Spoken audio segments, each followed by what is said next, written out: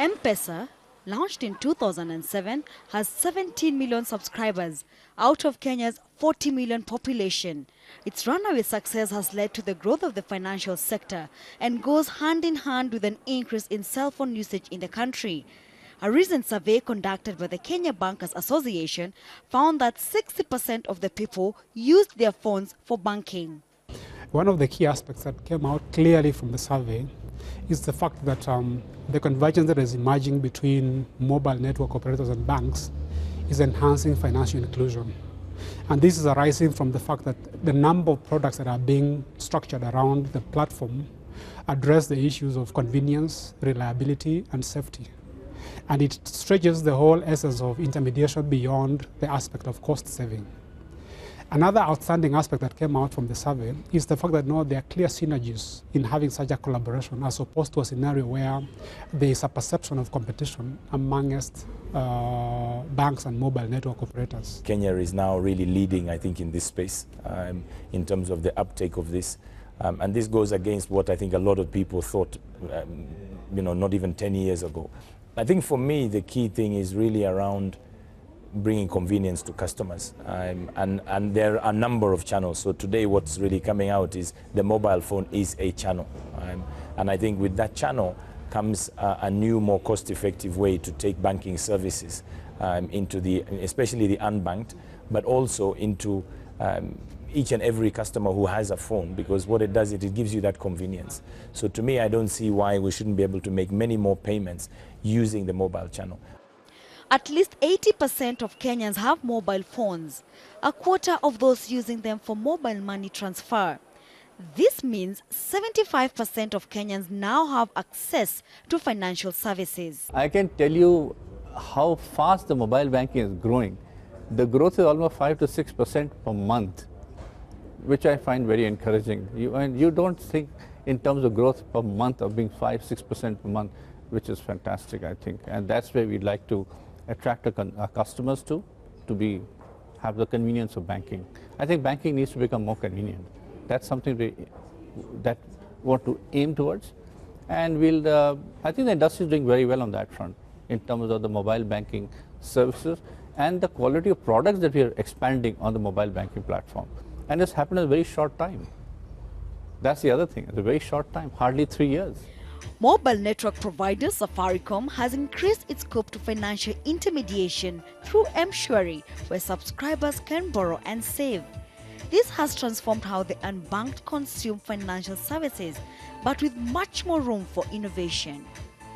Given our youthful population, the way they interact with digital media is very different than the way maybe some of the more mature members of society do, just because of the way they've grown up. So to them, social media, the Facebooks, the Twitters, there's at some point I anticipate that there'll be more convergence with that, with financial services and also the mobile telephony side. Quite how it will shape up, I don't know, because at the end of the day, people want convenience. Yeah, and these days your phone is very much about you. And I think the other area of opportunity is personalizing your interaction with your bank.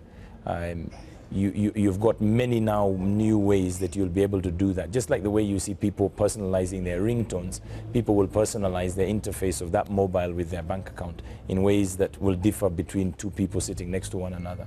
So I think any bank or any organization that is not really looking at this may find themselves getting left behind in the future. But while a third of Kenyans are using their phones for financial transactions, privacy and security top their list of concerns. My main concern is the safety and security of a product. I don't want to have situations something goes wrong and our customers start losing confidence in the banking industry. We have paid a very heavy toll because of the financial crisis that we face in the Western world from 2000 onwards. Let's not do a repeat of that. Is it too far-fetched then to predict that mobile operators in Kenya can follow the Zimbabwean example and start acquiring banks? In 2012, Econet Wireless bought TN Bank in the Southern African country because of the growth of mobile banking there. What we are seeing in the local market is a scenario where Safaricom is having a very vibrant relationship with existing financial institutions. Not one, not two, but a number of them. So It depends on what their business model looks like. But from where I see it, I see a scenario where they are better served by working with the already existing financial institutions, and therefore taking advantage of their respective specialization with a view to ensuring that they get an optimal solution to what they're trying to do insofar as offering financial services as a mobile network operator is concerned. I think there are also very different regulatory requirements in terms of risk guidelines and risk management and prudential guidelines that apply to banks that don't apply to mobile telephony companies. There's minimum capital requirements. There's different deposit protection contributions that banks make that mobile telephony companies don't make. And I think these are now the subjects of discussion, because today any deposit in a bank is protected to a certain extent by the Deposit Protection Fund. So if that bank, God forbid, happened to cease to exist, you've got that insurance with the Deposit Protection Fund that you'll get at least some, if not all, of your money back. Whereas today, if you lost your money in a mobile telephony provider, you don't have such a similar assurance. Now, I'm not trying to say that we have any immediate concerns around the strength of mobile telephony providers. That's not really in question. But as a concept, that is something which no doubt will get looked at. So I think the companies are going to have to look at their core business.